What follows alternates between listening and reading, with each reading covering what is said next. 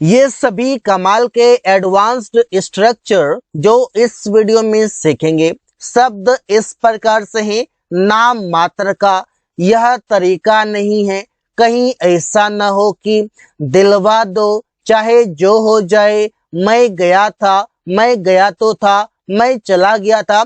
ये वो सभी शब्द हैं जिसका प्रयोग डेली बोलचाल में किया जाता है। तो इस वीडियो में सभी शब्दों का प्रयोग सीखेंगे with advanced structure in English and Hindi. तो चलिए शुरू करते हैं। फर्स्ट है नाम मात्र का, इसका अंग्रेजी होता है सो कॉल्ड। आप प्रयोग कैसे करते हैं? जैसे सब्जेक्ट हेल्प यू अप किया, जैसे कि HMR was were has have had। इसके बाद सो कॉल्ड आएगा, इसके बाद कोई भी ऑब्जेक्ट लगा सकते हैं। जैसे रवि नाम मात्र का डॉक्टर है। नाम मात्र का मीन्स सिर्फ फॉर्मेलिटी के लिए, एक्चुअल में उसके पास डॉक्टरी का कोई नॉलेज नहीं है। तो सेंटेंस बनाएंगे Ravi is so called doctor. इस तरीके के सेंटेंस डेली बोलचाल में पराया बोलते हैं।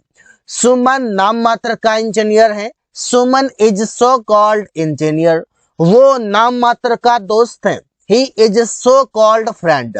मतलब कि वो कभी हेल्प नहीं करता, वो कभी सपोर्ट नहीं करता, वो दोस्त के काम लायक नहीं है।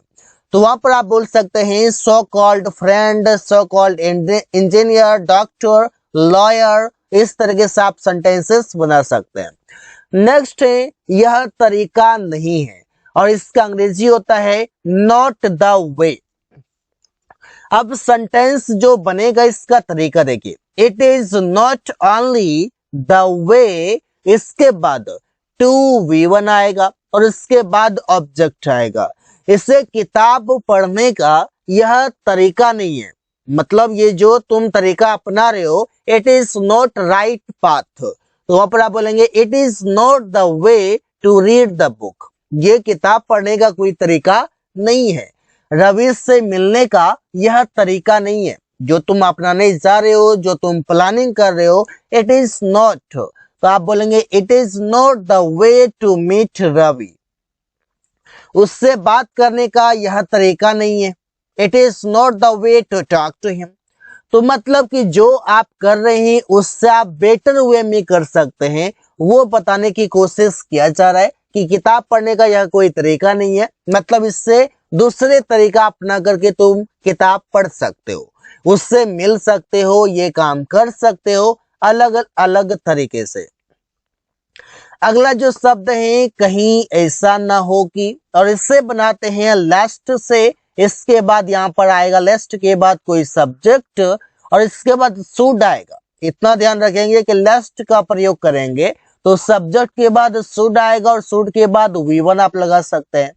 जैसे कहीं ऐसा ना हो कि वे लोग सो जाए। जैसे आप बोलते हैं ना, डेली बोलचाल में प्रयोग करते हैं कि कहीं ऐसा ना हो कि वो सो जाए। तो लास्ट दे शुड स्लीप, कुछ नहीं करना है। लास्ट के बाद सब्जेक्ट शुड V1। कहीं ऐसा ना हो कि रमेश उसे पीट दे। मतलब तुम उससे मजाक करने चाह रहे हो, कहीं ऐसा ना हो कि वो गुस्सा होकर पीट दे। तो सेंटेंस बनाएंगे last Ramesh should beat him. कहीं ऐसा ना हो कि तुम गिर जाओ, मतलब सावधानी से काम करना। Last you should fall down. कहीं ऐसा ना हो कि तुम परीक्षा में फेल हो जाओ। मतलब जहां पर आप इस तरीके के वाक्य बोलते हैं वहां पर आप इसका प्रयोग कर सकते हैं। अगला जो वर्ड है वो है दिलवा दो, और यहाँ पर गेट का प्रयोग करते हैं। जिससे गेट ऑब्जेक्ट ऑब्जेक्ट, मतलब दो ऑब्जेक्ट एक साथ, ये ऑब्जेक्ट 1 और ये ऑब्जेक्ट 2। अब ये जो ऑब्जेक्ट है ये होगा यहाँ पर कोई लिविंग, मीन्स कि यहाँ पर कोई नाउन या प्रोनाउन ऐसे आएंगे जो कोई पर्सन को डिनोट करेंगे। और यहाँ पर जो ऑब्जेक्ट आएंगे यहाँ पर कोई थिंग की बात होगा, जो भी चीजें दिलवाने की बात होगा, कोई वस्तु की बात होगा। जिससे उसे बिस्कुट दिला दो या दिलवा दो। गेट हिम बिस्किट्स, यहाँ पर बिस्किट, यहाँ पर क्या हुआ, सेकेंड ऑब्जेक्ट हो गया, ऑब्जेक्ट 2। और ये हिम क्या हो गया, ऑब्जेक्ट 1। ये हिम प्रोनाउन है, तो प्रोनाउन यहाँ पर पर्सन की बात हो रहा है। रिया को कुछ पैसे दिला दो, गेट रिया सम मनी। मुझे एक कार दिला दो, गेट मी अ कार। तो इससे आप सेंटेंसेस बना सकते हैं। जब आप दुकान चाहते हैं तो बच्चे को बिस्किट, चॉकलेट और भी कई सारी चीजें दिलाते हैं। अगला है चाहे जो हो जाए, मतलब इसका अंग्रेजी होगा कम व्हाट में। कम व्हाट में मतलब चाहे जो हो जाए। स्ट्रक्चर इसका होगा कम व्हाट में और इसके बाद कोई भी सेंटेंस लगा सकते हैं जैसा भी आएगा। चाहे जो हो जाए मैं बाइक खरीदूंगा, मतलब एट एनी कॉस्ट, कुछ भी हो मैं बाइक खरीदूंगा। तो कम व्हाट में I will buy a bike. चाहे जो हो जाए मैं अंग्रेजी सीखूंगा, कम व्हाट में आई विल लर्न इंग्लिश। तो ऐसा आप सेंटेंसेस सुना सकते हैं। चाहे जो हो जाए मैं ये करूंगा, वो करूंगा, कुछ भी आप बता सकते हैं। अगला है उसी जगह तो। अब इसका प्रयोग कैसे करते हैं, दैट इज वेयर से। इससे शॉर्ट में आप ऐसे भी बोल सकते हैं दैट्स वेयर। दैट्स वेयर भी स्पोकन इंग्लिश में काफी ज्यादा प्रयोग होता है। जैसे उसी जगह तो हम लोग रहते हैं, मतलब उसने कहा कि मैं उस जगह पर गया था लेकिन मैंने तुमको नहीं देखा। तो मैं कहता हूं उसी जगह तो हम लोग रहते हैं, तुमने नहीं देखा। तो दैट इज वेयर या दैट्स वेयर वी लिव। उसी जगह तो रवि काम करता है, that is where Ravi works. तो इसे lots of sentences you can practise, because the more you practise the better you learn. मैं गया, मतलब यहां पर देखिए मैं गया का मतलब क्या है कि ये सेंटेंस में टेंस कैसा प्रयोग हुआ है। ऐसा वाक्य जिसके लास्ट में दिख जाए आपको था, थे, थी दिख जाए, या ये दिख जाए, या आ, ई, ए दिख जाए, तो मतलब वो सेंटेंस पास्ट इंडेफिनिट का है और उसका structure subject V two object होता है। इतना ध्यान रखिए। लेकिन ये सभी जो वर्ड हैं, मतलब ये किसी वर्ब के साथ आना चाहिए। तो इस यहाँ पर या आया हुआ है, यहाँ पर गया, ये वर्ब है, इसके साथ आया हुआ है। यहाँ पर या तो इस तरीके से आप समझ सकते हैं। मैं गया, आई वेंट। गया मतलब जाना, जाना का होता है गो और गो का V2 हो जाएगा यहाँ पर वेंट। इस तरीके से आई वेंट। वो दिल्ली गया, ही वेंट टू दिल्ली। इस तरीके से सेंटेंस बना सकते हैं। तुम लोग पढ़ने के समय मूवी देखने गया, you went to watch movies. तुम लोग मूवी देखने गया at the time of reading, at the time of studying. तो इससे आप बोल सकते हैं। अगला है मैं गया था, मतलब यहां पर लास्ट में या भी है और था भी है, दोनों है। तो अब की क्या प्रयोग हुआ, या था, या चुका था ऐसा दिख जाए, या फिर लिया था ऐसा दिख जाए। तो वहां पर जो सेंटेंस में प्रयोग करना है हैड के साथ विथ रे। जैसे मैं गया था, आई हैड गॉन, हैड के बाद यहाँ पर गॉन विथ री है। वो स्कूल गया था, he had gone to school। प्रिया खाना पकाने के बाद उससे मिलने गई थी, प्रिया had gone to meet him after cooking food। तो इससे आप सेंटेंसेस बना सकते हैं कई सारे। एक बार सिर्फ आइडेंटिफिकेशन समझना है कि सेंटेंस का क्या पहचान है, तो उसके बाद तो यूं ही बन जाएगा। अब मैं गया तो था, अब मैं गया तो था, इसमें क्या करेंगे, सेंटेंस पास्ट इंडेफिनिट के अनुसार बनाएंगे।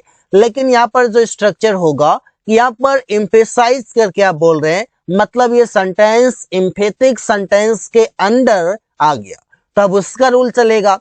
तो यहाँ पर उसका स्ट्रक्चर होता है सब्जेक्ट, फिर डिड, फिर V1, फिर ऑब्जेक्ट। इससे मैं गया तो था, अगर मैं तो को हटा दूं मैं गया था, यहाँ पर आपने पहले बनाया कि आई हैड गॉन, इस तरीके से।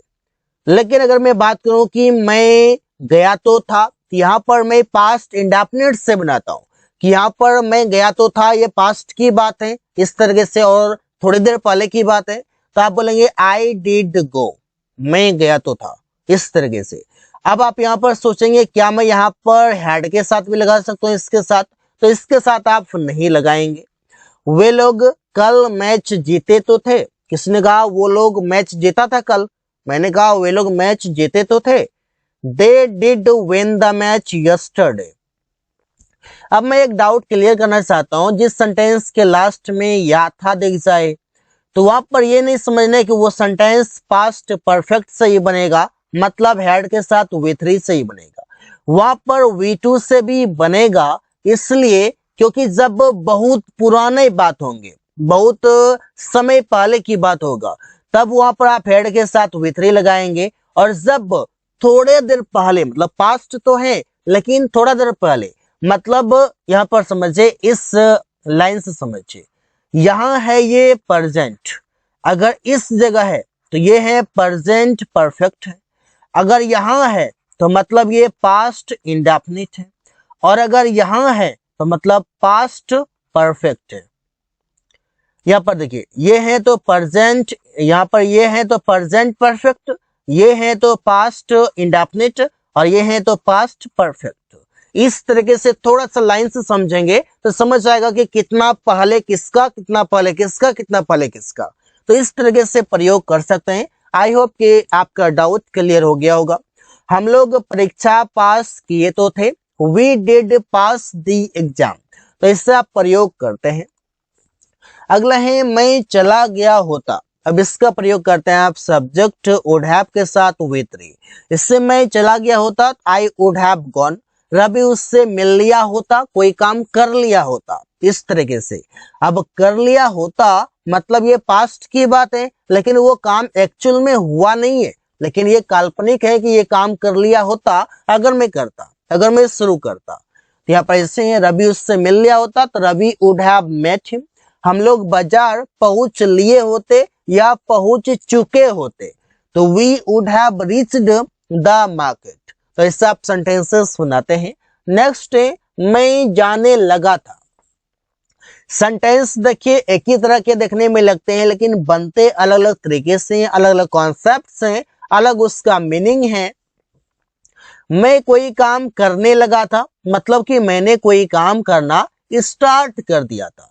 तो सब्जेक्ट स्टार्टेड, इसके बाद V4 प्लस सब्जेक्ट। मैं जाने लगा था, आई स्टार्टेड गोइंग। वो सुबह टहलने लगा था, he started walking in the morning. हम लोग रोज स्कूल जाने लगे थे, we started going to school daily. Rohan अब किताब पढ़ने लगा था, Rohan started reading the book now. तो ऐसे आप सेंटेंसेस बनाते हैं। अगला है मैं जाया करता था, कोई काम किया करता था। एज अ पास्ट हैबिट के रूप में आप बात करते हैं, यहाँ पर पास्ट की हैबिट बताने के लिए। यूज्ड टू के बाद V1 आएगा। वो जंगल जाया करता था, पास्ट में रोज जाया करता था। He used to go to jungle या फॉरेस्ट भी कर सकते हैं। रवि टहलने जाया करता था, Ravi used to go to walk. हम लोग पार्क जाया करते थे, we used to go to the park. ये सब सेंटेंसेस बना सकते हैं कई सारे। अगला है मुझे जाना पड़ा, कोई काम करना पड़ा। तो हैड टू के बाद V1 लगाएंगे। हैड टू के बाद V1। कोई काम करना पड़ा या कोई काम करना था, दोनों तरीके से। पड़ा था या पड़ा, या कोई काम करना पड़ा या कोई काम करना था, दोनों तरीके से। उससे मिलना पड़ा, he had to meet him. Ravi को अंग्रेजी सीखना पड़ा, Ravi had to learn English. Riya को किताब पढ़ना पड़ा, खरीदना पड़ा, बेचना पड़ा, इस तरीके से बोल सकते हैं। तो Riya had to read the book, पढ़ना पड़ा। इस तरीके से बनाते हैं। अगला है मैं वहां जाता रहा। तो यहाँ पर जाता रहा, कोई काम करता रहा, मतलब कि कोई काम करना कंटिन्यू रखा। अब कोई काम करना कंटिन्यू जैसे आप रखते हैं, तो वहां पर आप प्रयोग कर सकते हैं कीप का, और कीप के साथ ऑन भी लगाते हैं, और इसके बाद V4 लगाते हैं। Keep on plus V4। अब ये सेंटेंस से पास्ट का, तो कीप का V2 कैप्ट होता है, जो कि आप यहाँ पर कैप्ट ऑन का प्रयोग करेंगे। रवि दिन भर काम करता रहा, Ravi kept on working the whole day. तुम लोग पैसे कमाता रहा, you kept on earning money. Suman गली साफ करता रहा, Suman kept on cleaning the street. तो so guys, thanks for watching, that's all for today.